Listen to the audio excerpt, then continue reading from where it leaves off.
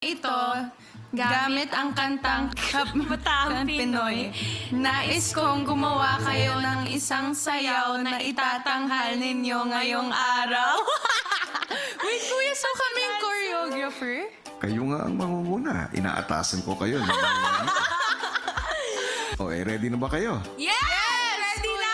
Yes! Kahit di ako magaling. Pagbalik sa mga kasama, agad nang sinabi ng dalawa ang bubuing sayaw. Kami yung coach. Pero it's my idea sa kayo. Sige, kayo na pumili.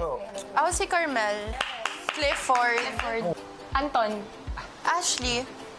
Ako kasi kuya, dati ako kasi yung leader na parang, so kung ano lang yung gusto ko, ganito lang. Gusto nyo itry muna natin sa kanila yung... Agad? So mag-blocking na tayo? Yeah, tapusin muna para hindi sila nagugulo. Mahirap. And yun yung isa sa mga pagkakamali ko dati. So this time, yung approach ko is more of, leading them but also listening to their ideas. Ko, yung sa unang-unang chorus, magsasama-sama pa lang.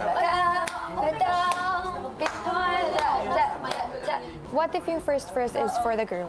Second verse is boys. For the boys. And then Chorus chorus sabay-sabay. Narinig niyo yung taas noo, gano'n. Close and then taas noo. Pwede party-party. And kaya natin, yeah. Parang enjoy na lang yun. Matapos buuin ng steps, muling tinipon ni Lela at Princess ang housemates para i-review ang gagawing performance. So si Lee, unang gigising sa boys, lahat kayo natutulog. Ako nagigising sa girls. Paano concept ng boys? Can I see?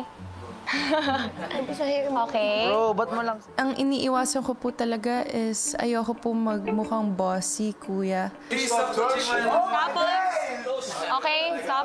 Tapos girls, gising. Tapos after nun, tapos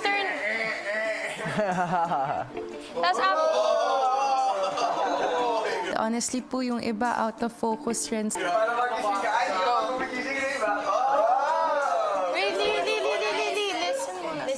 Siguro, ang naging tulong ko po talaga doon kanina is ipa-settle yung mga housemates, kuya.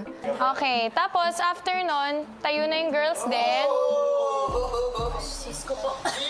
Tapos after nun, freeze lang tayo. Di ba dapat masaya? Tapos boys, yung morning routine nyo na. First 10 seconds, go. Maya-maya pa, nagbigay na ng hudyat si kuya. Morning, boys! Rise and shine! Morning! Yay! Bro! Mag-hug-hug tayo. Naisip din namin, as teens, hindi naman kasi kami ganun talaga yung parang masunurin lahat, sobrang ayos, diba?